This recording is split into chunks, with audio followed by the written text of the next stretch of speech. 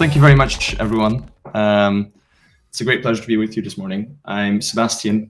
I'm a venture capitalist at Balderton. Before diving in, I'd love to take a moment to congratulate the team at UPPSTART on organizing a remote conference of this size. I think it's an incredible achievement, and I'm really, really grateful to be a part of it.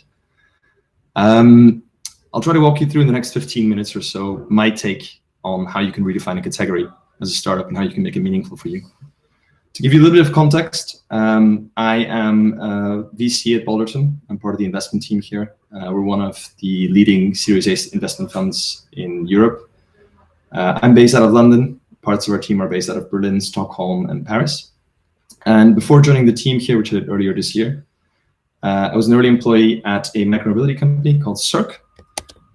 Circ was started by the team behind Delivery Hero, notably Lukasz Gadowski. And I joined as one of the early employees and did all kinds of very interesting things in a hyper-growth context. So I launched the Nordics as a region for us. I spent 6 months in Shenzhen in China, setting up our global supply chain, setting up our vehicle engineering department. Actually designed an e-scooter, so probably one of the very few VCs who's designed and developed a hardware product. And then sort of the last 6 or so months worked on setting up our corporate development departments and ultimately exiting to Bird, the American pioneer in the space. Before that, I was a consultant. I worked a lot for PE and in restructuring. And I'm not at all a morning person, so please forgive me if I kind of take the occasional sips of coffee. And yes, let's get stuck in. There's 4 things I'd like to cover today, and I'd love it if we could keep most of the questions to the end. I'll try to get through this in 15 minutes, but it allows us to address them sort of one by one. So feel free to just drop them in the chat, and then I'll run through them afterwards. So I'll start off by giving you a little bit of context on who we are at Balderton, why we look for category-defining companies, how we invested in them.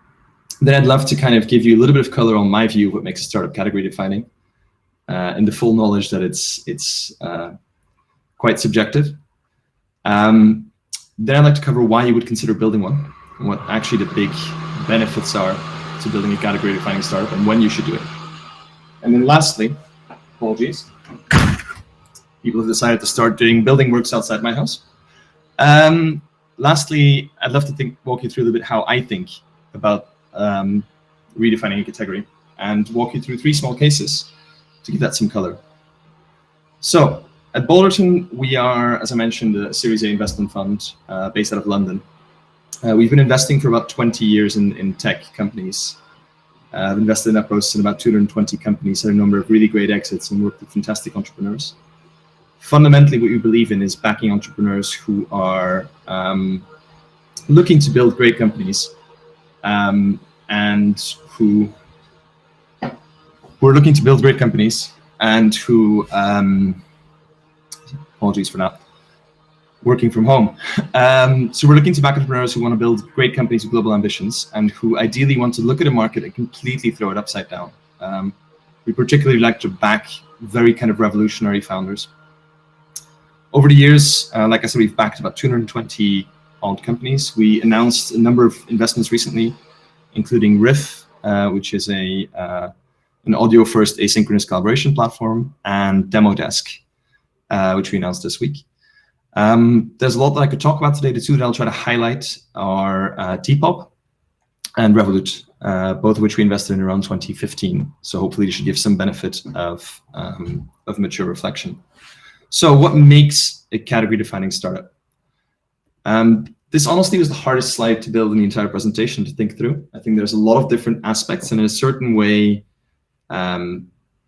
you probably only know a category-defining startup once you see it. It's hard to put some hard and fast rules on it. But there's a couple of things, if I look at the companies that I think about as category-defining, that I see. I think the first one is they will go and create something entirely new. So they will not go and, they might iterate on an existing product, but the approach to it will be that actually there's something fundamentally different and new about what they're doing, which leads to some initial friction. And that might be the product itself from a technical point of view. That might be the way they distribute. That might be how they look and define the market itself. It might be a market that wasn't considered to exist before because its application may not have been seen. So that's the first thing. I think the second thing is you often see that founders of those companies will not go ahead and pick low-hanging fruit. they'll have such a strong conviction on the space that they're attacking and kind of the new proposition they're putting out. It's going to be so much out there that a lot of the initial work is actually about educating people on how to use the product or why to use it or why it's important, evangelizing customers, turning customers into real ambassadors.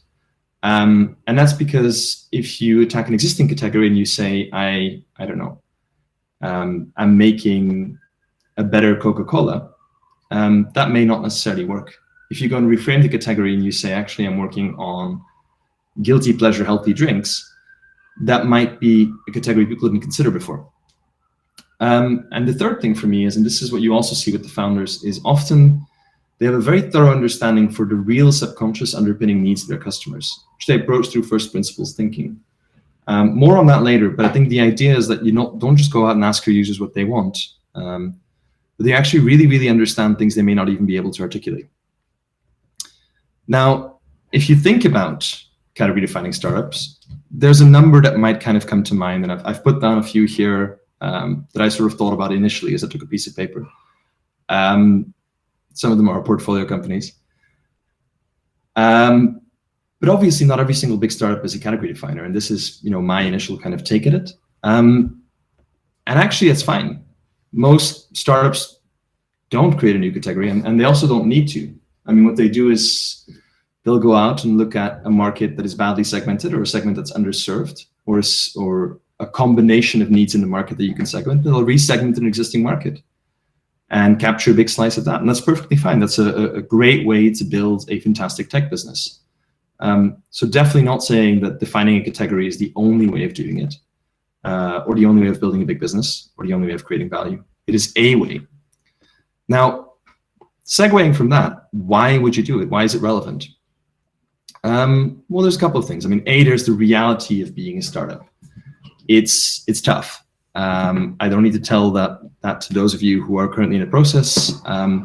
It's incredibly hard to build a startup. You've got much less resources than the people you're competing with.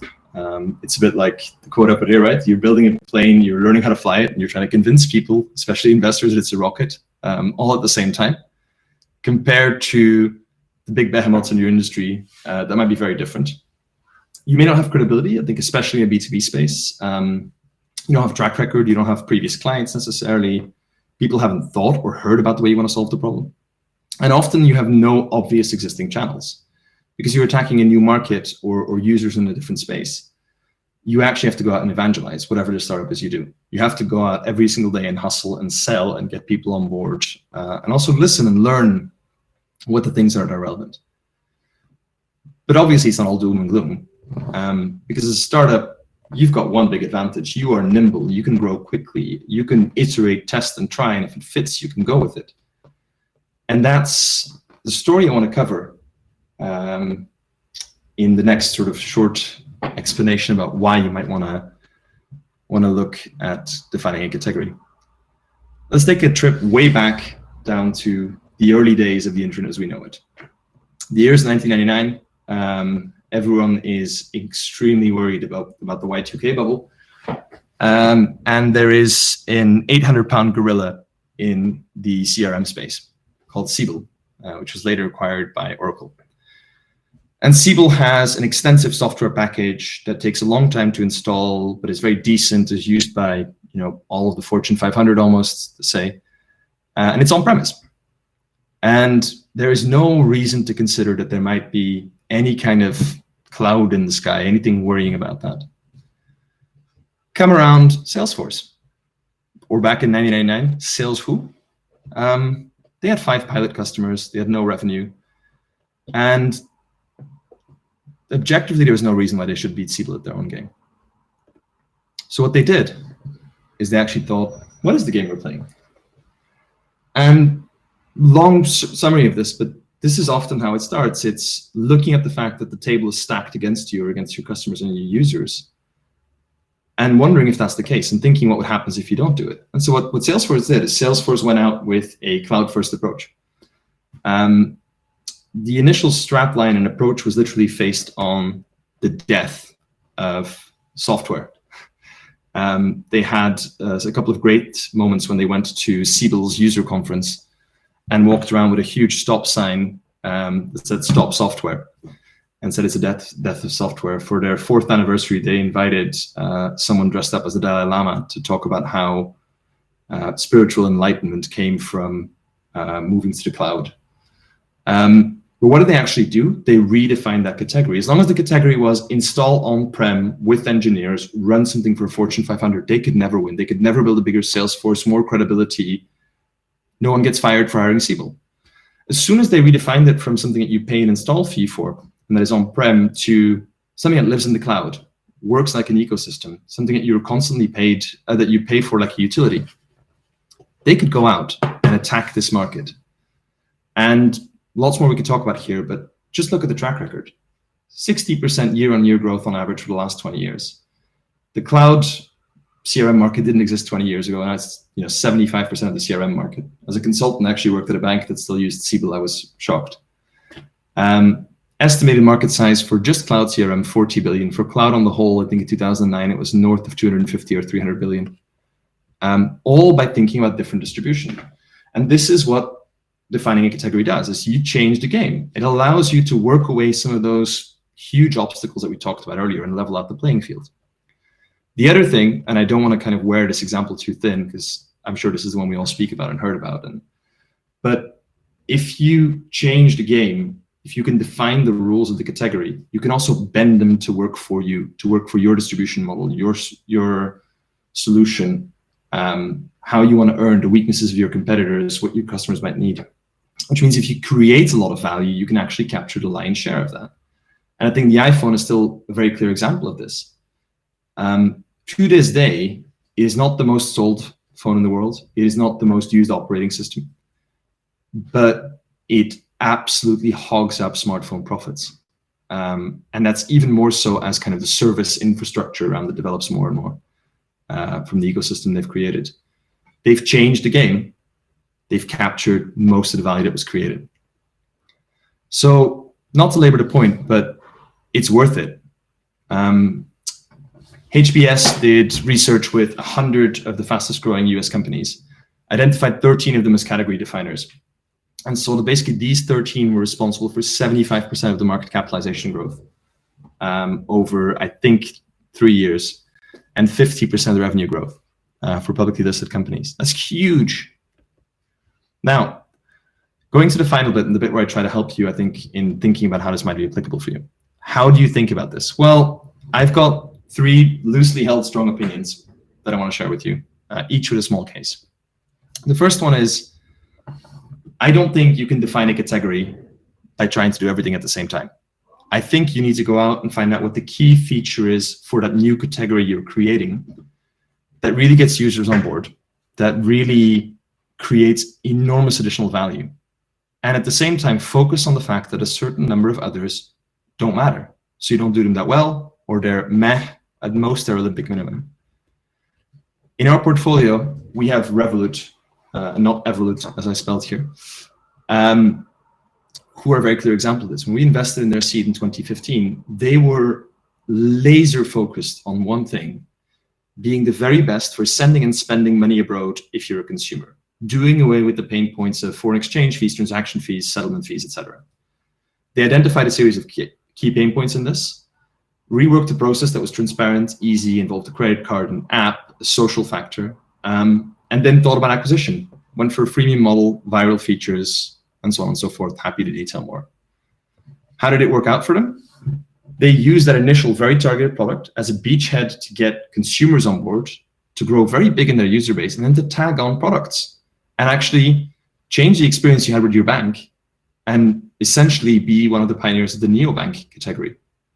And now you can do anything from current accounts to savings to investing to crypto to whatever you might like.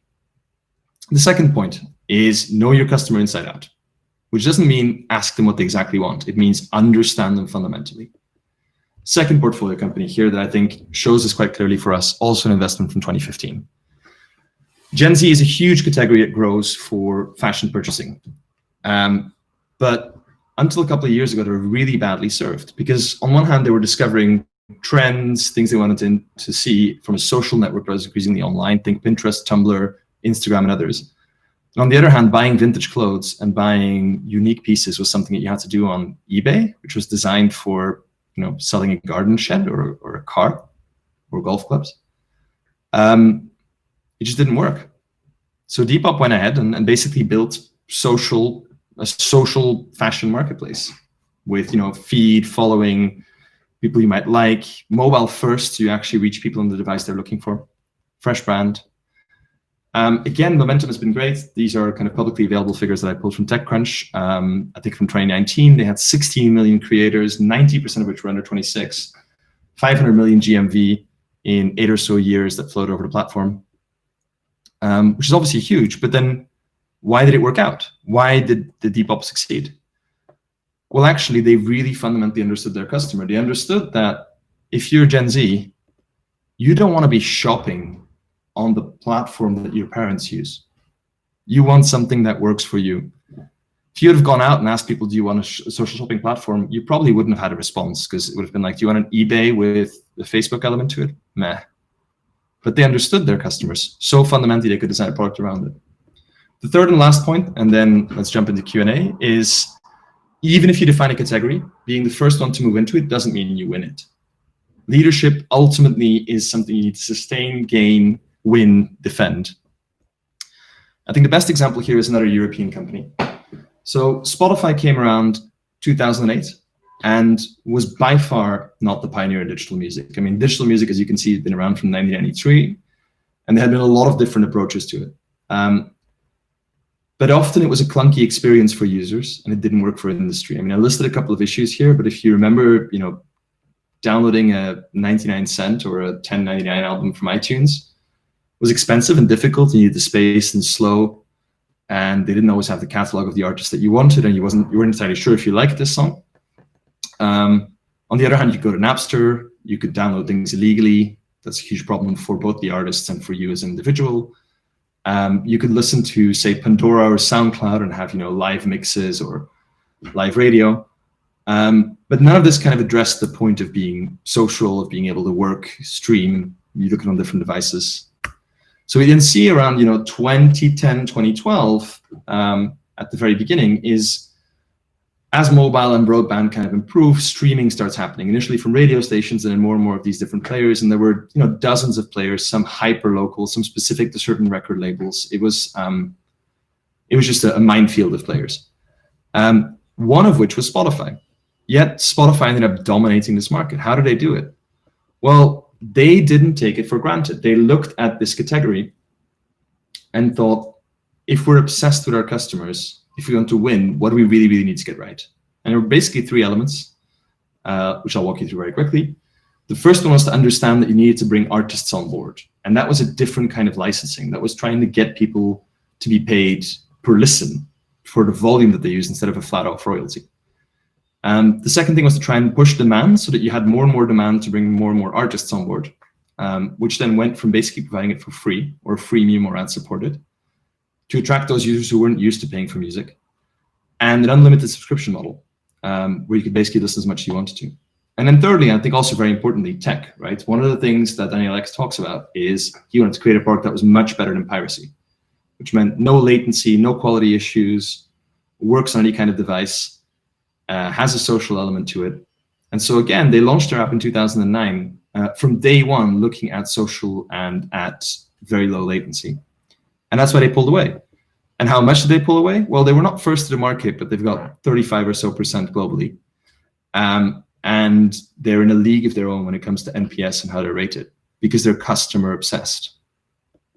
Now, what are the 5 kind of things that I think you should take away from this? I think 1, it's very hard to define a category. It may not always be right, but if you think it's right for your business model, it's 100% worth it to think about it, because the benefits of it are huge, both defensively against incumbents, but also offensively in terms of the market you can capture.